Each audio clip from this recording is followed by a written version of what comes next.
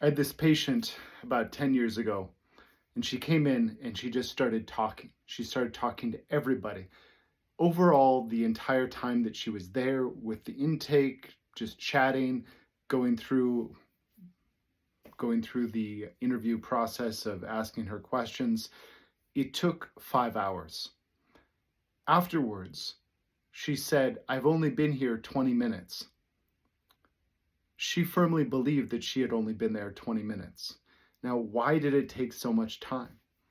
She had flown around to various locations. She came in with a stack of absolute bullshit, and she insisted that she was going to read all of it. Now, since then, I wouldn't take patients like this, but the important thing is that if you're not controlling the flow of the conversation, if you're not leading the questions and controlling the frame, one, you're not going to get any valid information from them. And two, they're not going to respect you and their compliance is going to be low anyway. And this is a problem that I see very many smart practitioners will have a patient come in and the patient's frame is already off. If their perspective on reality was such that they knew the questions to ask, if they knew what to observe, what was important to pay attention to, this situation could already self-correct. But they come in and will say, well, I get a sniffle every time it rains, but that's because I have allergies. And they're very, very quick to throw in the frame that their worldview is the one that matters, even though their worldview is the one that's keeping them sick. So it's essential that you're not receiving the information that they're dumping on you, but rather you sidestep that and actively ask questions based on water metabolism and figure out where the dysbiosis is in the upper, middle, and lower jiao. Now, if they don't have any latent dampness in those areas, which is going to be rare with a chronic disease state like this, that they're not going to have phlegm or something like that. But if that is the case, then it's crystal clear. It's going to look very textbook. It's when there's dysbiosis, the molecular mimicry comes, and that's when there's lots of information that they may even report that's going to be off because of the molecular mimicry. The other thing is some patients are just misguided, especially if they've seen lots of ineffective practitioners in the past.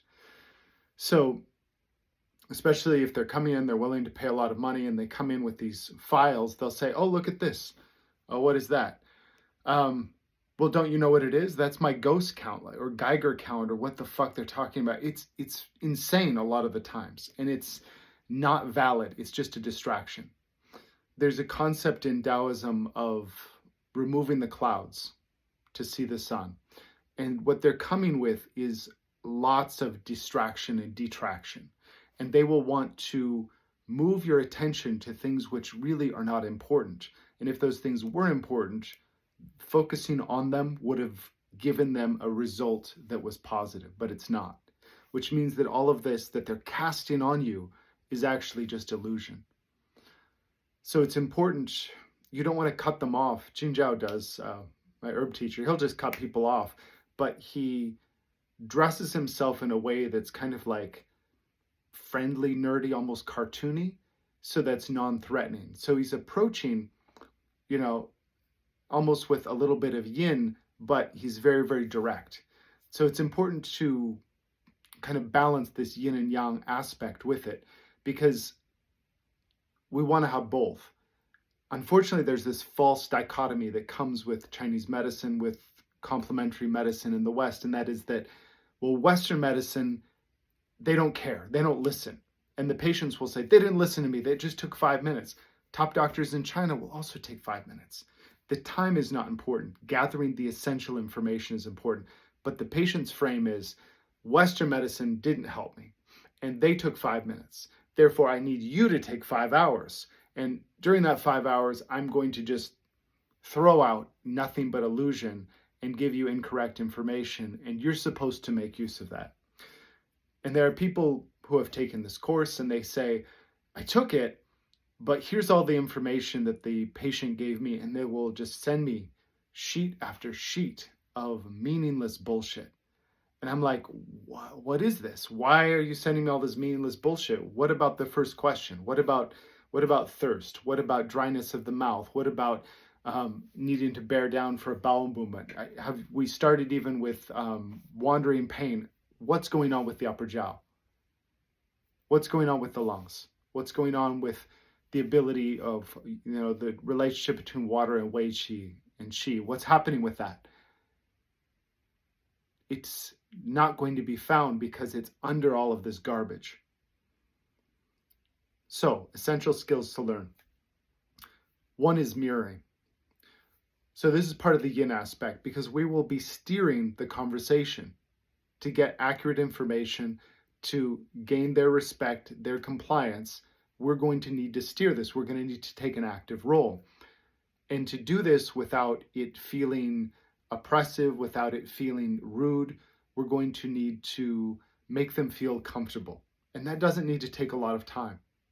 Sometimes it's just our own breathing, our own heart rate variability. If it is very even, they'll calm down as well. Another way we can use mirroring is looking at their pace of breathing. If it's frantic when they come in, I'll make mine frantic, and then I will just gear it down a little bit at a time until they're calm. Another aspect is, where are their hands? If they come in like this, mirror and then relax. Let them know that you're on the same page with them in a very physical sense. Look at the tone of voice. Look at if it's kind of excited and high-pitched. You can say, hey, it's great to meet you. I'm glad you're here. Now let's have a seat and let's just get to the depth of this. I'm going to ask you some questions. Is that all right? Asking permission to ask questions means that you've asked for their consent to lead the conversation. That's what they came to you for. If those steps aren't in place, they may sit there nervously and feel like, oh God, this is all on me. I need to dump on the practitioner and see if they'll sort this out. Actually, not leading the conversation is a sign of a lack of professionalism.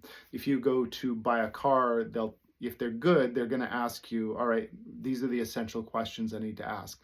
Experts will ask 2 to 3 essential questions to get 90% of the information that they need. Another way to use kind of a yin and yang balance is you give them the intake form. You read the intake form. You sift through and see what of that is relevant, if anything. Usually almost none of it is that relevant for a Chinese medicine diagnosis. It's more of a formality, but it's important to do. You want to screen out things, especially red flags. But then after that, you want to screen for the upper, middle, and lower jiao, the respiratory microbiome, GI microbiome, urogenital microbiome. You screen, you find where the dampness is, find a strategy. Is there dampness there? Yes or no? Is there phlegm there? Yes or no? Is it hot or cold? Right? Then after that, we're going to look at excess and deficiency. That's it. That's what Aerobiome Mastery is. The rest is explaining it in a scientific way. But just because it's simple, it's one of these things that's an inch wide and 7 miles deep, as opposed to learning various systems of TCM, which can all be very beautiful and useful. In my experience, having exposure to many of them, using this as a first step is really an 80-20 principle, where you can zero in, ask pertinent questions, ask very few questions, and ask questions that are going from maybe least personal to more intimate. And this is very important because we're going through the layers here. As we're mirroring, as we're matching the breathing, we're asking questions about the immune system. It's very non-threatening. We're not asking, hey, what's going on with your vagina? Even if that's what they're in there for. Asking about the immune system in general, about systemic fungal infections. They can volunteer that information. Then we're going to the gastrointestinal system. Finally, we're going to the urogenital system. This is a way of establishing rapport. And when they offer information, because you've asked for that specific information, and then they go, oh yeah, I never thought about that, but actually, yes. And then you can add information to that as well, right? So they may say, Yeah, whenever there's damp weather, I get a runny nose. Does that also happen when you go into, say, a church basement? Yeah, how did you know? Because it's exterior dampness. That's how you know. Or if they say every time I go into a church basement, my nose just runs. Right? Is it worse toward the end of summer and early autumn? Yeah, how did you know? So you're asking targeted questions.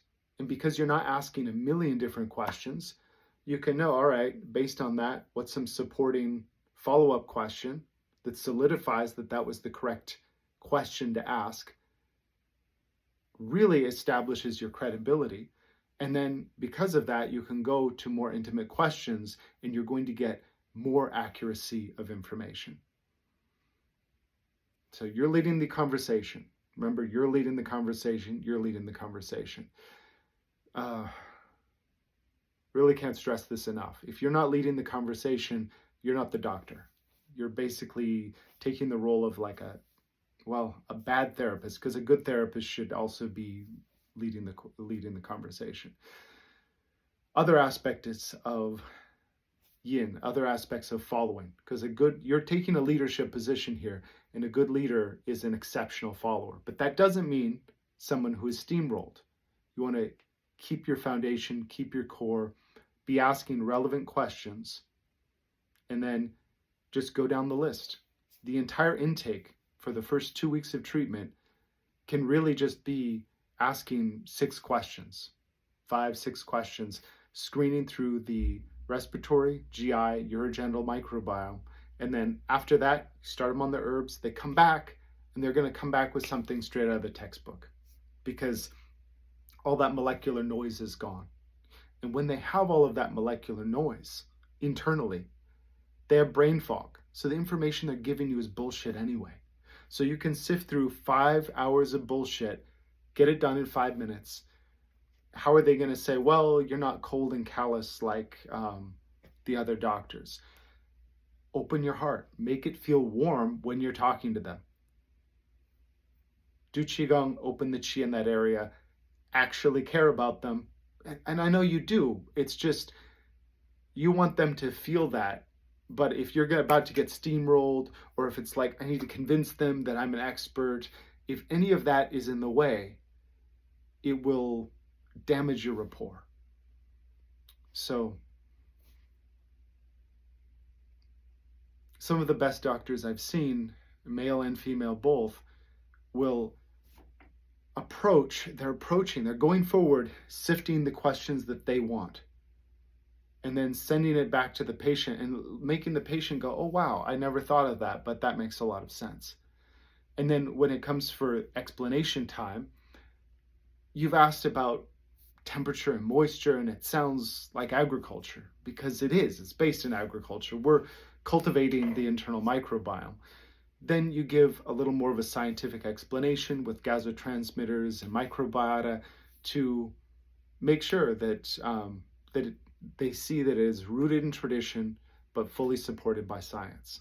And I've had people in the room with me who are medical doctors and scientists saying, I want to make sure that my mom isn't seeing a quack. I said, I want to see that your mom isn't seeing a quack too, because this file is thick and there's no reason for it to be. Let's at least remove some of the molecular noise, and then we can see what's underneath. And I've had nothing but gratitude from people bringing in relatives, friends to check it out and make sure that it's on the up and up. And they always shake my hand. They say, wow, I wasn't expecting this. This is great. And one of the things they comment on is you asked very few targeted questions. You understood what was going on. You had a sound explanation, and it wasn't going to take a 7-year healing journey. It wasn't. It was like, in the first few days, because you're on a formula based on San Ren Tang, like wind or peak, you're going to experience loose stools, which should alleviate after that time. We're going to check back in 2 weeks, and there was prognosis. I've been through it so many times. I knew what was going to happen, and that kind of confidence in doing the same thing to the point that you could do it in your sleep, it comes across. It's not something that you can fake.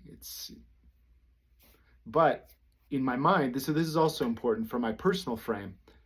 as I'm leading through this, if I view it the way that they do, as here's 10,000 various diseases coming in, I'm like, oh wow, I only treated 9,999 3 times. But if I change my frame to all these people have dampness, maybe not all, but most, all right? Have I treated dampness before? Yeah. Okay. Am I promising to cure their whatever? No, I'm saying let's take away some of that molecular noise, then we can check after about 2 weeks and make sure that, take another look and explain this is what's muddling the diagnosis. This is why your thyroid seems high, thyroid medication's making it worse. What the hell is going on?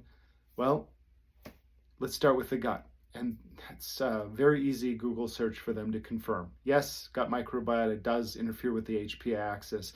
Yes, it is associated with every type of chronic illness and even acute brain injuries. So at least removing that noise is the first step that you're going to take. That's it. Have a good day.